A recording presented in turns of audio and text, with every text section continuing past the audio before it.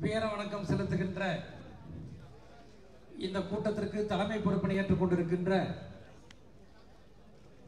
கோவை மாநகர் மாவட்ட மாணவரணியினுடைய துணை அமைப்பாளர் மிகச்சிறந்த செயல் வீரர் என்னுடைய அன்பிற்கினிய சகோதரர் கா வெங்கடேஸ்வரன் அவர்களே, வரவேற்புரை நிகழ்த்தி இருக்கின்ற பகுதி கழகத்தினுடைய பொறுப்பாளர் மிகச்சிறந்த செயல் வீரர் அன்பிற்கினிய சகோதரர் வே கோவிந்தராஜ் அவர்களே, 56வது வட்டக்கழகத்தினுடைய பொறுப்பாளர் நண்பர் வே பாலசுப்ரமணியம் அவர்களே, முன்னிலை வகித்துக் கொண்டிருக்கின்ற மாவட்ட மாணவர் அணியின் அமைப்பாளர் தம்பி ஜே மனோஜ்குமார் அவர்களே, முன்னிலை வகித்துக் கொண்டிருக்கின்ற மாணவர் அணியினுடைய மாவட்ட துணை அமைப்பாளர்கள் அன்பிற்கினிய தம்பி கா மனோகரன் அவர்களே, தம்பி கரேத்தே கே என் ராஜேஷ் அவர்களே, தம்பி ஆர் தீபக் அவர்களே, தம்பி சா கருப்புசாமி அவர்களே, எஸ் பாண்டி அவர்களே, ஆ சதீஷ்குமார், வி சிவகுமார், ஆர் தினேஷ்குமார்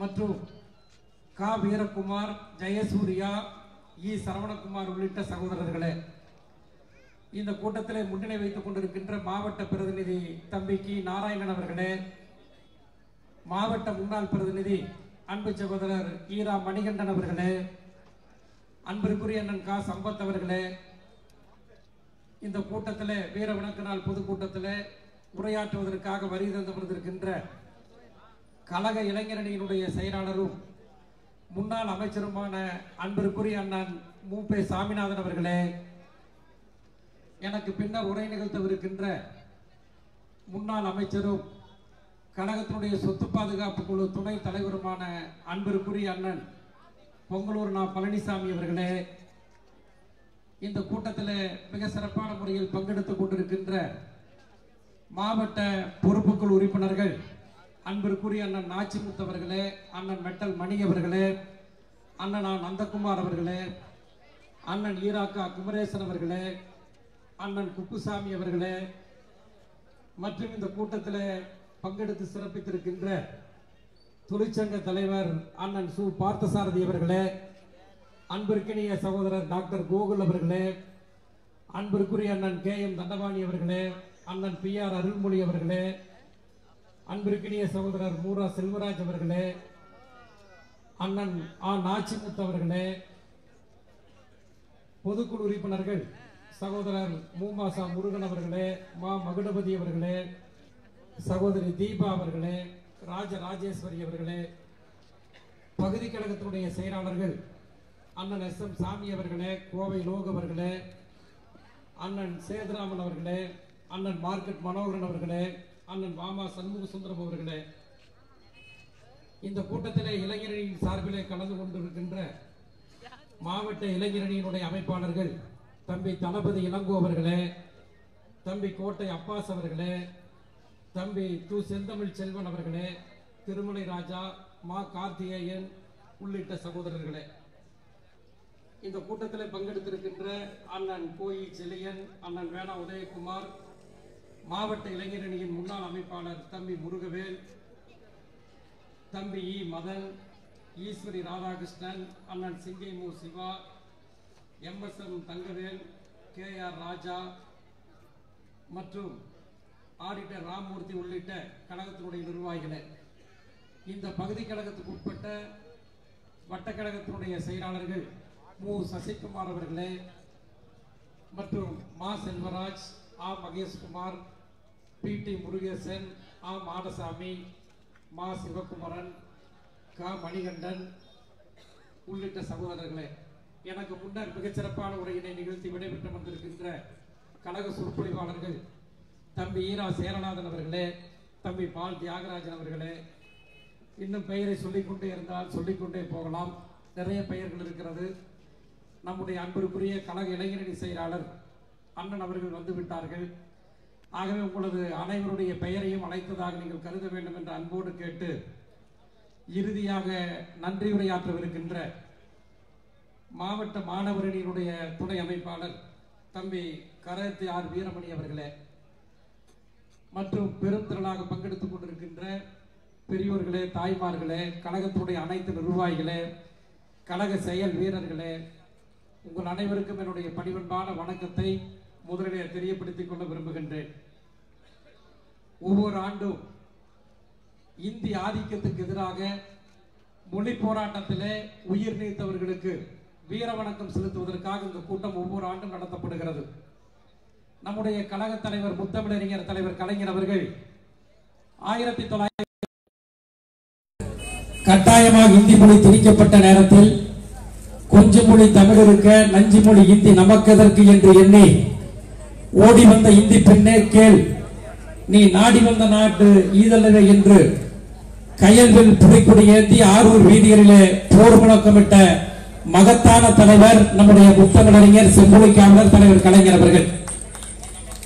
அவருடைய வழியிலே இன்றைக்கு திராவிட முன்னேற்ற கழகத்தை வழிநடத்துகின்ற தமிழ்நாடு சட்டமன்ற எதிர்க்கட்சி தலைவர், நாளைய தமிழகத்தின் நட்சத்திரம், இந்திய பாராளுமன்றத்திற்கு விரைவிலே நடைபெறவிருக்கின்ற தேர்தலில் தமிழகத்திலே அனைத்து தொகுதிகளிலும் புதுவை மாநிலத்தையும் சேர்த்து 40 தொகுதிகளிலும் வெற்றி வாகை சூட காத்திருக்கக்கூடிய அன்பு தளபதி அவருடைய வழியிலே அவருடைய வேண்டுகோடு கிணங்க இன்றைக்கு இந்த வீர வணக்க நாள் பொதுக்கூட்டம் சிறப்பான முறையில் நடைபெற்றுக் கொண்டிருக்கிறது. நம்முடைய தமிழ் மொழியை காப்பதற்காக, அன்னை தமிழ் மொழியை காப்பதற்காக தாளமுத்து நடராசன், கீழப்படுவூர் சின்னச்சாமி, கோடம்பாக்கம் சிவலிங்கம், விருகம்பாக்கம் அரங்கநாதன், மாணவர் ராஜேந்திரன், கீரனூர் முத்து, சத்தியமங்கலம் முத்து, ஐயம்பளையம் வீரப்பன், விராலிமலை சண்முகம், பீலமேடு தண்டபாணி, மாயவரம் சாரங்கபாணி உள்ளிட்ட அந்த மாவீரர்களுக்கு வீர வணக்கத்தை இந்த கூட்டத்தின் மூலமாக கோவை மாநகர மாவட்ட கழகத்தின் சார்பிலே நான் தெரிவித்துக் கொள்கின்றேன். நம்முடைய கழக தலைவர் தளபதி அவர்கள் தலைவர் மட்டுமல்ல, ஊமைகளை பேச வைத்த உணர்ச்சி காவியம் பேரறிஞர் பெருந்தகை அண்ணா அவர்களும், தந்தை பெரியார் அவர்களும், தமிழ் பற்றாளர்கள் அத்தனை பேரும் ஆதிக்கு இந்திக்கு எதிராக மாபெரும் போராட்டத்தை நடத்தினார்கள். 1965ஆம் ஆண்டு மிகப்பெரிய மாணவர் புரட்சி வெடித்தது அனைத்துமே இந்த நாட்டு மக்கள் அத்தனை பேருக்கும் தெரியும். ஆகவே அந்த போராட்டத்தில் பங்கெடுத்து உயிர் நீத்தவர்களுக்கு தான் இன்றைக்கு வருடம் இந்த ஜனவரி 25ஆம் நாளை அவர்களுக்கு வீர வணக்கம் செலுத்துகின்ற நாளாக இன்றைக்கு நாம் கடைபிடிக்கின்றோம். அவருக்கு அஞ்சலிகளை நாம் செலுத்திக் கொண்டிருக்கின்றோம். அந்த வகையில் இந்த கூட்டத்தில் அன்பிற்குரிய அண்ணன் மூப்பே சாமிநாதன் அவர்கள் எனக்கு பின்னர் பல்வேறு கருத்துக்களை நம்முடைய தமிழ் மொழியை காப்பதற்காக உயிர் நீத்தவர்கள் பற்றியும் இன்னும் பல்வேறு கருத்துக்களை எல்லாம் எடுத்து சொல்லவிருக்கின்றார்கள். ஆகவே இதற்கிடையில் ஒரு சில கருத்துக்களை மட்டும் தலைப்புச் செய்திகளாக, இது வீர வணக்கம் செலுத்துகின்ற கூட்டமாக இருந்தாலும் கூட கோவை மாநகராட்சியில் நடைபெற்றுக் கொண்டிருக்கக்கூடிய பல்வேறு அட்டுழியங்களை, முறைகேடுகளை தலைப்புச் செய்தியாக இங்கு நான் கோடிட்டு காட்ட கடமைப்பட்டிருக்கின்றேன். இன்றைக்கு கோவை மாநகராட்சி நிர்வாகம் முற்றிலும் முடங்கி போய் கிடக்கிறது. கோவை மாநகராட்சி நிர்வாகம் செயலற்று கிடக்கிறது. தமிழ்நாட்டினுடைய உள்ளாட்சித்துறை அமைச்சராக இருக்கக்கூடிய எஸ்பி வேலுமணி அவர்கள் இதே மாவட்டத்தை சார்ந்தவர். ஆனால் கோவை மாநகராட்சி பகுதியில் ஏதாவது உருப்படியான திட்டங்கள், ஏதாவது வளர்ச்சி பணிகள் நடைபெறுகிறதா என்று கேட்டால் நிச்சயமா கிடையாது.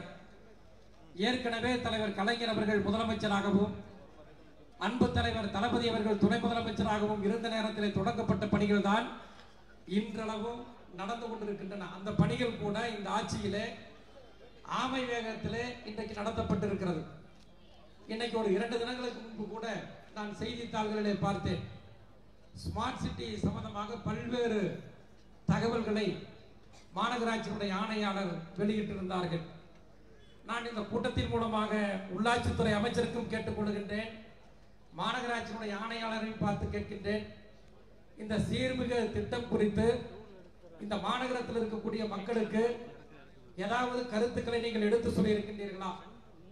அந்த திட்டத்தை செயல்படுத்துவதற்கு இந்த மாநகராட்சி பகுதியில் இருக்கக்கூடிய மக்களை எல்லாம் அழைத்து ஏதாவது கருத்துக்களை கேட்டு அந்த கருத்துக்கள் அடிப்படையில் இந்த திட்டம் செயல்படுத்தப்படுகிறதா கேட்டால் நிச்சயமா கிடையாது. ஏற்கனவே பார்த்தீங்கன்னா 1.5 வருஷத்துக்கு முன்னாடி, அதாவது தலைமை செயல் அலுவலர் என்ற ஒரு பொறுப்பினை எஸ்பி வேலுமணி அவர்கள், உள்ளாட்சித்துறை அமைச்சர் அவர்கள், முன்னாள் அதிமுக சட்டமன்ற உறுப்பினர் KP ராஜ் அவருடைய புதல்விக்கு அந்த பதவி கொடுக்கப்பட்டது. அது செய்தித்தாள்ல வந்த உடனேயே நான் நேரடியாக மாநகராட்சியுடைய ஆணையாளரை சந்தித்தேன். நேரடியாக சந்தித்து எந்த அடிப்படையிலே இந்த பெண்மணியை நீங்கள் நியமனம் செய்திருக்கின்றீர்கள், சட்ட விதிகளுக்கு நீங்கள் புறம்பாக அந்த நபரை நீங்கள் நியமனம் செய்திருக்கின்றீர்கள், ஆக உடனடியாக அந்த பெண்ணை அந்த பதவியில் இருந்து நீங்கள் எடுக்க வேண்டும், நீக்க வேண்டும்.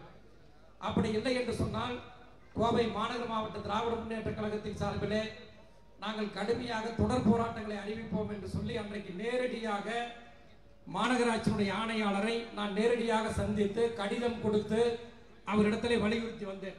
அதுக்கு பின்னாடி பார்த்தீங்கன்னா அந்த பிரச்சனை பெரிய பிரச்சனையாகி அதற்கு பிறகு அந்த அம்மையாரை, அந்த பெண்மணியை அந்த பொறுப்பிலிருந்து எடுத்துட்டாங்க. ஆனால் இன்றைக்கு பார்த்தீங்கன்னா பல டெண்டர் விட்டுருக்கிறாங்க. ஒரே ஒரு சுருக்கமாக சொல்லிக் கொள்கின்றேன். எலக்ட்ரானிக்ஸ் விளம்பர போர்டு பார்த்தீங்கன்னா இப்போ இதே பன்மால் கிட்ட வச்சிருக்கு, இந்த மாதிரி நகரத்தில் பல்வேறு இடங்களில் வச்சிருக்கிறாங்க. அந்த எலக்ட்ரானிக் விளம்பர போர்டுகள் நான் கேள்விப்பட்ட வரை ஒரு மாதத்திற்கு மாநகராட்சி வெறும் 5000 ரூபாய் தான் அதுக்கு வாடகை விதித்திருக்கின்றார்கள். ஆனால் ஒரு மாதத்திற்கு அந்த ஒரு விளம்பர பலகையில 12 லட்சம் ரூபாய் பெறக்கூடிய அளவிற்கு அந்த விளம்பர பலகை வைத்திருக்கக்கூடிய, அந்த எலக்ட்ரானிக் விளம்பர பலகை வைத்திருக்கக்கூடிய அந்த ஒப்பந்ததாரருக்கு உள்ளாட்சித்துறை அமைச்சர் அந்த ஒப்பந்தத்தை மாநகராட்சியிலே சட்ட விதிகளுக்கு புறம்பாக கொடுத்திருக்கிறார். நான் பகிரங்கமாக குற்றம் சாட்டுகின்றேன். நான் கேட்பதெல்லாம் 15 ஆண்டு காலம் நாங்களும் மாநகராட்சியில் இருந்தோம். எங்களுடைய முன்னாள் அமைச்சர் அண்ணன் பொங்கலூரார் அவர்கள் பல்வேறு திட்டங்களை இந்த நகரத்திலே தொடங்கி வைத்திருக்கின்றார்கள். அதை யாரும் மறுத்துவிட முடியாது. ஆனால் எந்த ஒரு திட்டமாக இருந்தாலும் 5 ஆண்டுகளுக்கு மேலாக நாங்கள் பராமரிப்பு பணிகளை எந்த நிறுவனத்திற்கும் கோவை மாநகராட்சி வரலாற்றிலே கொடுத்ததாக சரித்திரமே கிடையாது. ஆனா இன்னைக்கு பாத்தீங்கன்னா எஸ்பி வேலுமணி அவர்கள் நிர்வாகம் செய்யக்கூடிய, அவர் வைத்திருக்கக்கூடிய உள்ளாட்சித்துறை 15 ஆண்டு காலத்திற்கு ஸ்மார்ட் சிட்டியின் மூலமாக அந்த எலக்ட்ரானிக்ஸ் போர்டுகள், விளம்பர பலகைகள் 15 ஆண்டு காலத்திற்கு ஒருவரை வைத்துக் கொள்வதற்கு இந்த நிர்வாகம், மாநகராட்சி நிர்வாகம் கொடுத்திருக்கிறது. நான் எஸ்பி வேலுமணி அவர்களை பார்த்து கேட்கின்றேன், இது என்ன உங்களுடைய குடும்ப சொத்தா? மாநகராட்சியுடைய அதிகாரத்தையும் மாநகராட்சியுடைய பல்வேறு வளர்ச்சி பணிகளையும் 15 ஆண்டு காலத்திற்கு நீங்கள் தாரை வார்த்திருக்கின்றீர்களே, எந்த சட்டத்தின் அடிப்படையில் நீங்கள் தாரை வார்த்திருக்கின்றீர்கள்? இதைத்தான் நான் கேட்க விரும்புகின்றேன். அது மட்டுமல்ல, சூயஸ் நிறுவனம் என்பது பொலிவியா நாட்டில் ஒரு அந்த சூயஸ் என்ற அந்த கம்பெனியை நம்முடைய தலைவர் தளபதி அவர்கள் கூட அந்த கம்பெனியை பற்றி பல்வேறு கருத்துக்களை எடுத்து சொல்லியிருந்தார்கள். அந்த கம்பெனி சூயஸ் நிறுவனம் பொலிவியா நாட்டை சேர்ந்த ஒரு தனியார் நிறுவனம். அந்த நிறுவனத்துக்கு பார்த்தீங்கன்னா குடிநீர் பராமரிப்பு பணிகளை, அதாவது பழைய கோவை நகராட்சி, பேரூராட்சி, கோவை நகராட்சி, அதே மாதிரி சிங்காரலூர் பேரூராட்சியா இருந்து ஊராட்சி, அதாவது ஒன்றியமா இருந்து நகராட்சி ஆகி கோவை மாநகரத்தோடு இணைக்கப்பட்ட இந்த காலம் வரை, இன்று வரை குடிநீர் பராமரிப்பு பணிகள் யார் பண்றாங்கன்னு கேட்டா மாநகராட்சி பண்ணிட்டு இருந்தது. அதே மாதிரி அணைக்கட்டு பகுதியில் இருக்கக்கூடிய அந்த குடிநீரை வாட் போர்டு, தமிழ்நாடு குடிநீர் வடிகால் வாரியம் தான் அந்த குடிநீர் பராமரிப்பு பணிகளை செய்து வந்தது. ஆனால் இன்றைக்கு பார்த்தீங்கன்னா எஸ்பி வேலுமணி அவர்கள், உள்ளாட்சித்துறை அமைச்சர் அவர்கள் கிட்டத்தட்ட 26 ஆண்டு காலத்திற்கு, ஒரு வருஷம் 2 வருஷம் இல்லைங்க, ஓராண்டு காலம் திட்ட ஆய்வுன்னு சொல்லி ஒரு வரையறை செய்திருக்கின்றார்கள். திட்ட ஆய்வு 4 ஆண்டு காலம் கட்டுமான பணிகள், உள்கட்டமைப்பு பணிகள். அதற்கு பிறகு 21 ஆண்டு காலம் மாநகராட்சியில் வரக்கூடிய அந்த குடிநீர் பணிகளை பராமரிப்பு செய்வதற்காக 26 வருஷத்துக்கு, கால் நூற்றாண்டிற்கு எஸ்பி வேலுமணி அவர்கள் அந்த திட்டத்தை, குடிநீர் பராமரிப்பு பணி திட்டத்தை தாரை வார்த்திருக்கிறாரு. எந்த அடிப்படையில் நீங்கள் தாரை வார்த்தீர்கள்? இதைத்தான் நாங்கள் கேட்கின்றோம். இதற்கெல்லாம் நீங்கள் நிச்சயமாக பதில் சொல்ல வேண்டிய காலகட்டம் நிச்சயமாக வரும் என்பதை இந்த கூட்டத்தின் மூலமாக நான் சுட்டிக்காட்ட கடமைப்பட்டிருக்கின்றேன். அது மட்டும் இல்லைங்க, அதாவது சாதாரணமா உப்புநீர் குழாயில குடிநீர் பராமரிக்கக்கூடிய பணிகள் ஒரு வட்டத்தில், மாநகராட்சியில் ஒரு வட்டத்தில் ஒரு ஆழ்குழாய் கிணறு பராமரிப்பதற்கு 2050 ரூபாய்ங்க. 2050 ரூபாய் ஒரு குடிநீர், ஒரு ஆழ்குழாய் கிணறை பராமரிப்பதற்கு 2500 ரூபாய், 2050 ரூபாய். ஒரு வார்டில் பார்த்தீங்கன்னா 10 போர்களும் இருக்கு, 15 இருக்கு, 20 இருக்கு, 30 இருக்கு. அந்த அளவுக்கு 2050 ரூபாய்க்கு டெண்டர் எடுக்கின்ற அந்த பணிகளில் இருந்து பல கோடி ரூபாய் பணிகளை உள்ளாட்சித்துறை அமைச்சராக இருக்கக்கூடிய SP வேலுமணி அவர்களுடைய குடும்பத்தை சார்ந்தவர்கள் யாருக்கு சொல்லுகிறார்களோ அவர்களுக்கு தான் வழங்கப்படும் என்ற சட்டம் எழுதப்படாத சட்டமாக இன்றைக்கு கோவை மாநகராட்சியில் இன்றைக்கு இருந்து கொண்டிருக்கிறது. அது யாராவது ஒருத்தர் மறுக்க முடியுமா? கேட்டா ஆன்லைன்ங்கிறாங்க. அதாவது ஆன்லைன்ல இணையதளம் வாயிலாகத்தான் அந்த பணிகள் பூராம, ஒப்பந்த பணிகள் பூராம கொடுக்குறேன்னு சொல்றாங்க. நான் பகிரங்கமாக குற்றம் சாட்டுகின்றேன். ஆன்லைன்ல எங்க வந்து நீங்க விண்ணப்பம் செய்யக்கூடியவர்களுக்கு நீங்கள் எங்கே கொடுக்கின்றீர்கள்? ஆன்லைன்ல விண்ணப்பம் கொடுத்தாலும் கூட சில ஆவணங்களை மாநகராட்சியில வழங்க வேண்டும். அப்படி மாநகராட்சியிலே வழங்குவதற்கு யாராவது வந்து அந்த ஒப்பந்ததாரர் கான்ட்ராக்டர் போனார்னா அதை தரமாட்டாங்க. அந்த நீங்க போய் வீட்டில் போய் அவரை போய் பார்த்துட்டு வாங்க, அவருடைய சகோதரரை போய் பார்த்துட்டு வாங்க, அப்பதான் கிடைக்கும்பாங்க. ஆகவே கோவை மாநகராட்சியை பொறுத்த மட்டில் திராவிட முன்னேற்ற கழகத்தினுடைய ஆட்சி காலத்தில் உள்ளாட்சித்துறை அமைச்சராக இருந்த எங்களுடைய அன்பு தலைவர் துணை முதலமைச்சராக இருந்த நேரத்திலும் இணையதளம் வாயிலாக டெண்டர் முறைகேடுகள் நடைபெறாமல் நேர்மையான முறையில் எந்த ஒப்பந்ததாரர் வேண்டும் என்றாலும் பணிகளை எடுத்து செய்யலாம். ஆனால் இன்றைக்கு ஏருக்கு மாறாக அனைத்து பணிகளும் இன்னைக்கு பாத்தீங்கன்னா எந்த பகுதிக்கு போனாலும் உப்பு தண்ணி வரலன்னு தான் சொல்றாங்க. அதிமுகவை சேர்ந்தவர்கள் இந்த நகரத்தில் இருக்கக்கூடிய 100 வட்டத்திலேயும் உப்புநீர் கான்ட்ராக்ட், அதாவது ஒப்பந்த பணிகளை பூராமே எடுத்துட்டாங்க. எடுத்ததுக்கு பின்னாடி பாத்தீங்கன்னா அதிமுக வட்ட செயலாளர் பல பேர் எடுத்திருக்கிறாங்க. ஆனா எடுத்துட்டு அந்த குடிநீர் பராமரிப்பு பணிகளை, அதாவது உப்புநீர் பராமரிப்பு பணிகளை செய்வதற்கு அவர்களுக்கு தெரியவில்லை. பாத்தீங்கன்னா பணம் மட்டும் ஒரு போருக்கு 2050 ரூபாய் வீதம் இந்த நகரத்துல கிட்டத்தட்ட ஆயிரக்கணக்கான போர்வெல்களுக்கு பணிகளே செய்யாமல், அதாவது மீட்டர் ஆட்டோமேட்டிக் மீட்டர் மட்டும் வச்சிருக்கிறாங்க. அது ஆட்டோமேட்டிக்கா ஆன் ஆயிக்கு ஆஃப் ஆயிக்கு. அதே நேரத்தில் எங்க பைப் உடைஞ்சாலும் அந்த பராமரிக்கிறதுக்கு ரிப்பேர் பண்றது கிடையாது, பைப்பை மாத்தி போடுறது கிடையாது. ஒரு இடத்துல நீர் கசிவு ஏற்பட்டால் அந்த நீர் கசிவுகளை சரி செய்வதற்கு அந்த ஒப்பந்ததாரர் வருவதே கிடையாது. ஆகவே பகிரங்கமாக குற்றம் சாட்டுகின்றேன். இந்த உப்பு நீர் ஒப்பந்தத்திலே மட்டும் அதிமுகவை சேர்ந்த அத்தனை பேருக்கும் பல கோடி ரூபாயை உள்ளாட்சித்துறை அமைச்சர் SP வேலுமணி அவர்கள் தாரை வார்த்து கொடுத்து கொண்டிருக்கின்றார் இந்த மக்களுடைய பணத்தை என்பதை நான் சுட்டிக்காட்டுகின்றேன். அதே மாதிரி ஒவ்வொரு கூட்டத்திலையும் சொல்றது மாதிரி இன்றைக்கும் சொல்லிக் கொள்கின்றேன். மாநகராட்சியில் 100 வட்டங்கள் இருக்கிறது. இந்த 100 வட்டங்கள்ல சராசரியாக ஒரு வட்டத்தில் 150 தெருவிளக்குகள் எரியவில்லை. ஒரு வட்டத்தில் 150 தெருவிளக்குன்னு சொன்னா 100 வட்டத்தில் அதிகபட்சமாக 200 300 தெருவிளக்குகள் எரியாத வட்டங்களும் இருக்கிறது. அப்படி பார்த்தீங்கன்னா சராசரியா பார்த்தீங்கன்னா ஒரு மாதத்திற்கு, அதாவது ஒரு நாளைக்கு வந்து 20,000 தெருவிளக்குகள் எரிவதில்லை. 20,000 தெருவிளக்குகள் எரியாத தெருவிளக்குகளுக்கும் சேர்த்து பில் போட்டு வாங்குற அரசு இந்த அதிமுக அரசு என்பதை நான் பகிரங்கமாக குற்றம் சாட்டுகின்றேன்.